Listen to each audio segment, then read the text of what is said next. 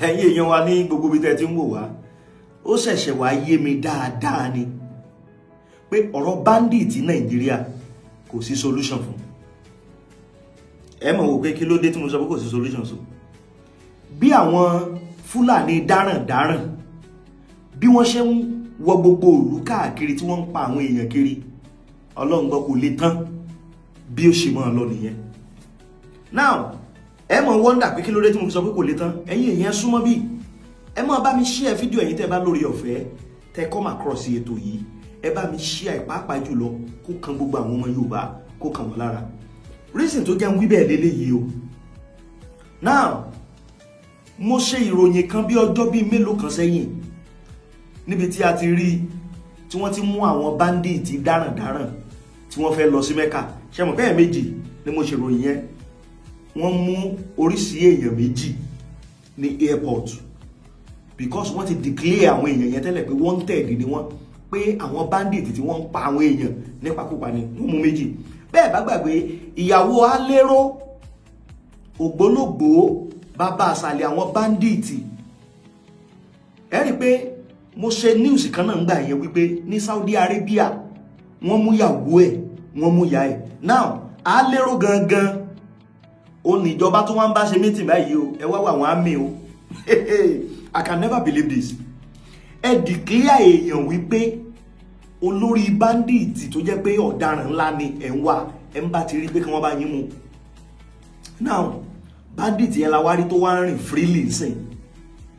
Àwọn picture yẹn ẹ mọ̀ rí wọn, ẹ mọ̀ fi wọ́n hàn yín nsìn. Ó larí nsìn. Àwọn ọmọ ogun wà ńbẹ̀, àwọn ọmọ Nàìjíríà mi wà ńbẹ̀. Mo ní fídíò lọ́wọ́, mo ní picture, gbogbo ẹ̀ ní òun gan lẹ ti rí yẹn nsìn. Yes, òun lẹ ti rí yẹn. Now kí ló ṣẹlẹ̀? Alérò gangan lẹ ń wò yẹn o. Now alérò tí wọ́n declare pé àwọn wanted nípa wọn wá, ó wá jókòó pẹ̀lú àwọn olórí village káàkiri àtàwọn ọmọ ológun Nàìjíríà àti gbogbo wọn láwọn ń ṣe peace meeting pé àwọn ń jókòó àlàáfíà. Ẹ̀dẹ̀ ti sọ in the first place bẹ́ẹ̀ ń wá pọ̀ dára ní ẹ̀ ń bá bá yín rí kó mú.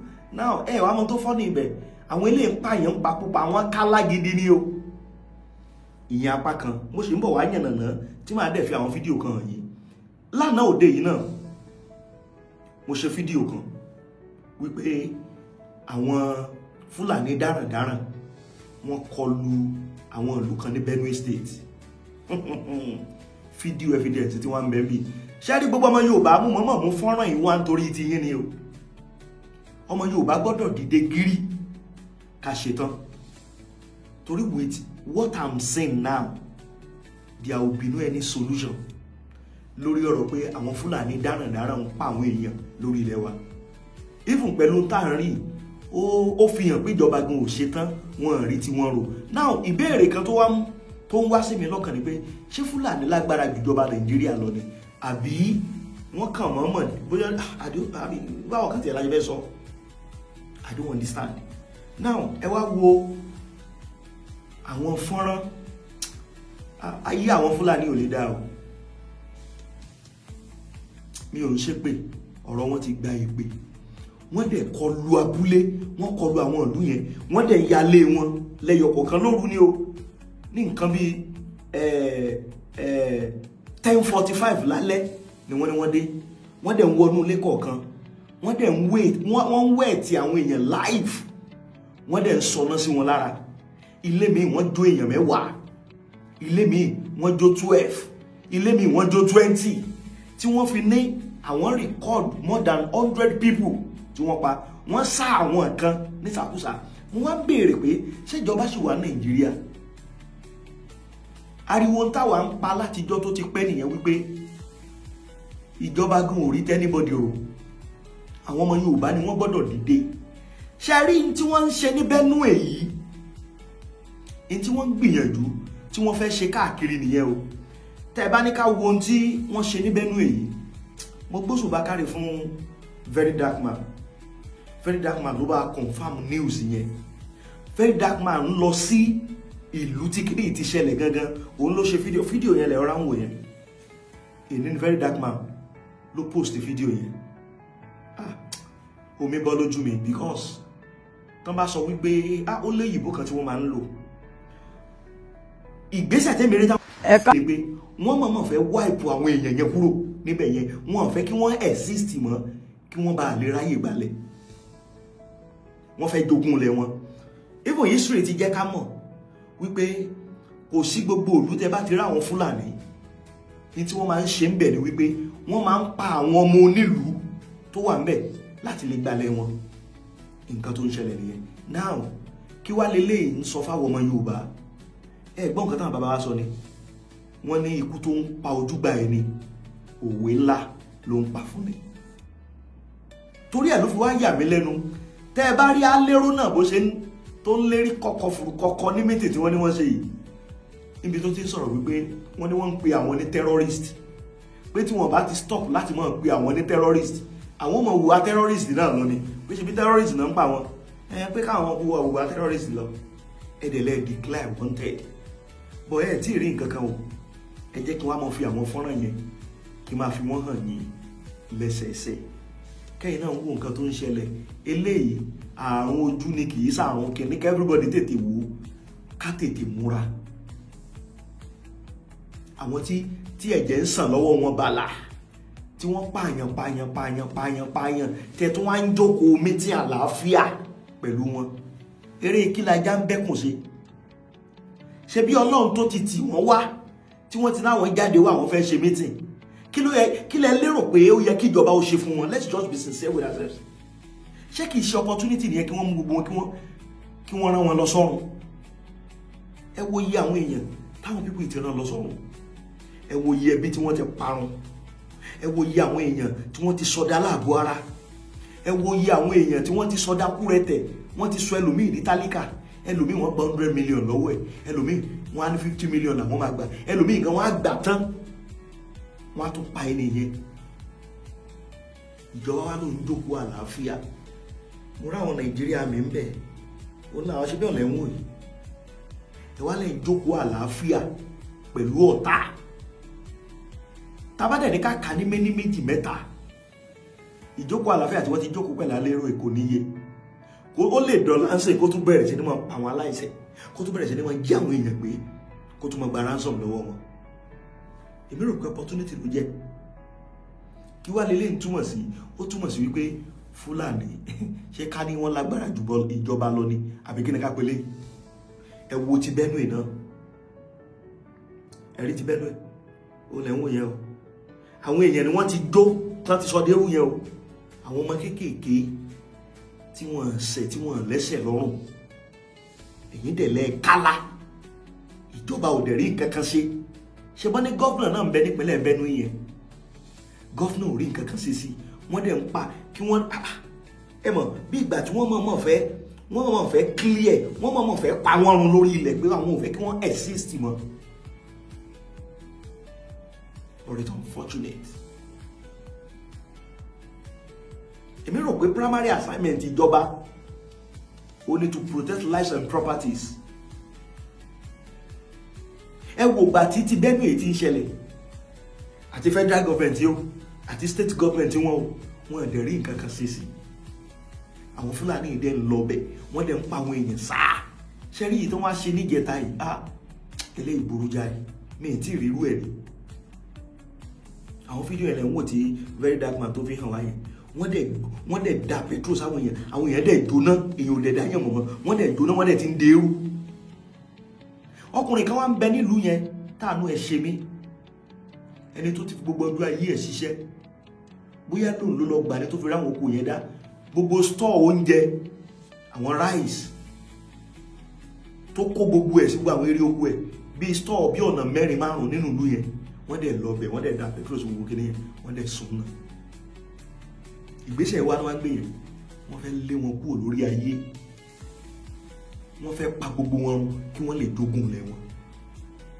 Torí ẹ̀ làwọn ọmọ Yorùbá ò fi gbọ́dọ̀ sùn, wọ́n nírú plan yẹn fáwa náà, wọ́n nírú plan yẹn. Ìdí nìyẹn tẹ́ máa fi rí pé tó bá ní wọ́n jí àwọn èèyàn gbé báyìí, wọ́n á pẹ́ ẹlòmíì gan wọ́n á ti sọ́dá láàbò ara, wọ́n bá kàn tiẹ̀ wá gbowó lọ́wọ́ ẹ̀, ẹ̀rí pé ẹlòmíì gan òye pẹ́ láyé tí ó fi padà kú. Ṣùgbọ́n kí ni ìjọba ń ṣe? Fúlàní dẹran àṣẹ mọ́lù. Ṣé ká ní Fúlàní ti lágbára jù ìjọba Nàìjíríà lọ ni? torí ẹ̀ ló fi ń bà mí nínú jẹ́ tabára àwọn ọmọ Yorùbá kan ní tó yẹ ká rán ààrán nǹkan míì là rán ẹni ó yẹ ká gbójúlé láwọn bàbá tá a pè láwọn ọba wa àwọn gan ò gbégbésẹ̀ the only thing tẹ́ẹ̀rí wọn lọ́wọ́ ń party to another ìgbésẹ̀ wo ni wọ́n ń gbé tírú tó ń ṣẹlẹ̀ ní Benue tí òfin ní padà ṣẹlẹ̀ lẹ̀ Yorùbá ẹ mú gbàgbé ó ń ṣẹlẹ̀ láwọn ibì kan o ṣùgbọ́n kò kàn tí ì dúnlẹ̀ tó ti Benue ni o ẹ wo ojoojúmọ́ kò sójúmọ́ kan tẹ́ẹ̀ ní gbọ́rò yé Benue bí wọ́n ṣe ń pa àwọn èèyàn ẹ wo bí wọ́n ṣe dú àwọn ìyá oníyà bàbá oníbàbá wọ́n lánàá àwọn ọlọ́pàá wọ́n náà gbìyànjú ṣùgbọ́n agbára ọlọ́pàá ò ká wọ́n ṣiṣẹ́ wọn successfully gbogbo ẹ̀yin tẹ́ bá rí fọ́nrán yìí máa fọlọ́run bẹ̀ yín ẹ máa share ẹ máa pẹ́ lọ́tún lọ́sì ẹ jẹ́ kó go far eléyìí jẹ́ wake up call sí gbogbo àwọn ọmọ Yorùbá.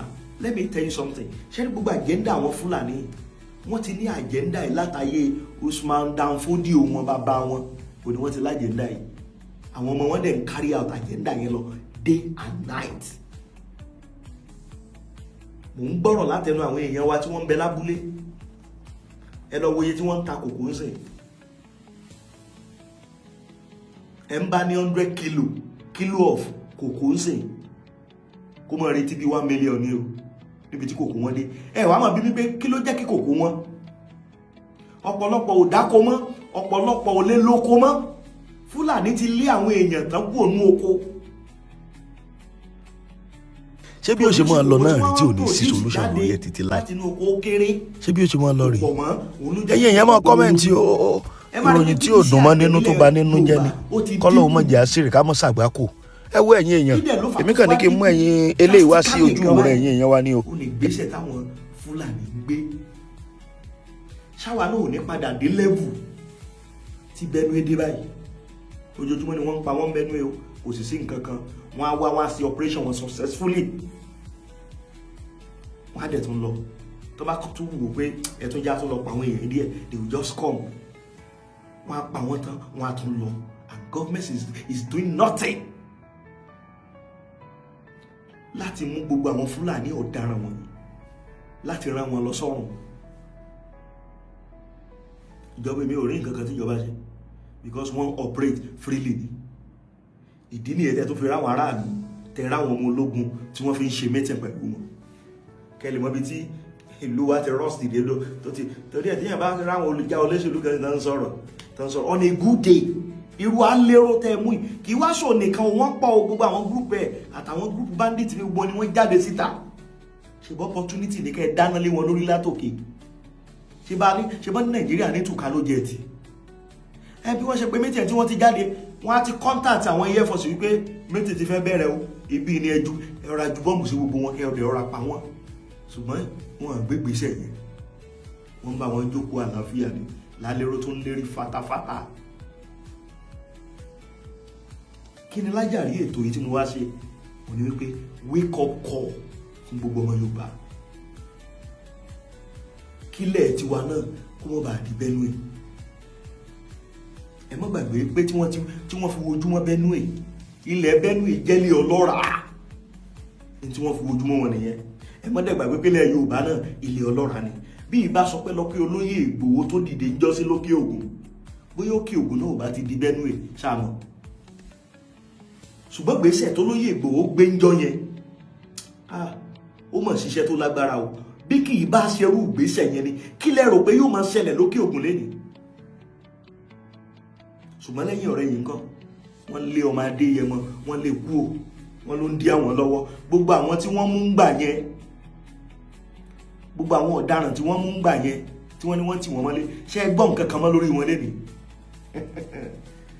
kẹ́lẹ́ mọ̀ we don't need to be playing we too dey play for this Nigeria eré ti pọ̀ jù wọ́n kàn ń fẹ̀mí àwọn èèyàn ṣòṣèlú lọ ní ẹ bá rí báwọn olóṣèlú gun orí nǹkan kan rò wọ́n báyìí wọ́n kàn ń fi ẹ̀mí àwọn èèyàn fi ṣe kíni wọ́n fi ń ṣòṣèlú ni bí wọ́n tó ṣe wọlé 2027 ni wọ́n lé ọdún méjì péré náà ṣiṣẹ́ inú ọdún mẹ́rin tẹ àkọ́kọ́ tẹ fún wọn o ṣẹ́gẹ́ẹ̀tì wọn àti ìrí yẹn yanjú o wọ́n ti ń pariwo 2027 ṣé wọ́n á rí ti yín rò ṣé láìfù yín jọ wọ́n lójú láìfù yín ò jọ wọ́n lójú kò ní ìtumọ̀ sí wọn àwa ni kẹ́ jẹ́ kí láìfù wa kó jọ wá lójú ká gbé ìgbésẹ̀ tó yẹ ká gbé ẹ máa ṣí ẹ̀ fọ́nrán yìí ẹ̀yin tẹ́ bá rí wò lórí Facebook bájú Facebook lẹ ti rí ẹ jù káàkiri kó ká gbogbo ayé wake up call rèé fún gbogbo ọmọ Yorùbá ó bá dẹ̀ dórí YouTube lẹ́yìn ti rí wò ẹ pín ẹ jẹ́ ogo fà kó bọ́ sí agbo ayé bákan náà kì bá dẹ̀ dórí TikTok ní ẹ pín ẹ jẹ́ kan gbogbo ọmọ Yorùbá la wake up call ńlá lélẹ̀ ìbéèrè náà ní pé ṣílẹ̀ Yorùbá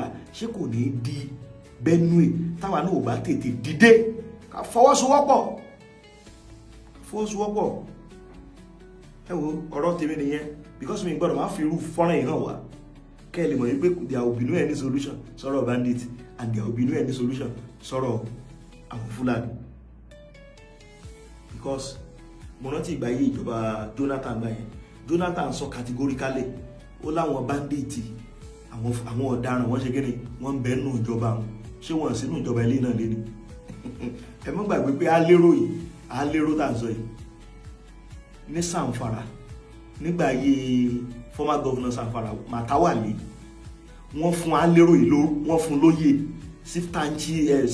siftanshi title wọ́n fún alérò ní shiftanshi title former governor Matawale yẹn lénìí ó ní defense minister for state ṣóyé yín alérò tí wọ́n wá tí wọ́n ti mú ya ẹ̀ ní Mẹ́kà o wọ́n ti mú ìyàwó ẹ̀ ní Mẹ́kà o tákan tí ẹ̀rù pé wọ́n serious ni táàmù pé wọ́n ń fúlù wa ni alérò yẹn olóyè mi ní Zamfara nígbà ayé gómìnà Matawale yẹn ń sìn òun ni minister for defence for state minister of defence for state ṣóyé yín tẹ bá pa ó kan pọ̀ méjì ṣóyé yín kí ni lè túmọ̀ sí ìyá obìnrin ẹ̀ ní solution sọ̀rọ̀ bandit because tó ẹgbẹ́ fẹ́ jẹ́ kí solution wà ní gbogbo àwọn alérò yẹn ní àná yìí wọ́n ṣe kiri wọ́n dà wọ́n padà síbi tán ti wá sọ́dọ̀ Ọlọ́run nítorí èmi rò pé tó yẹ kó dẹ́ ìdájọ́ nìyẹn kò ní ìrìnà ìṣẹ̀lẹ̀ tó máa bá wọn rojọ́ wọn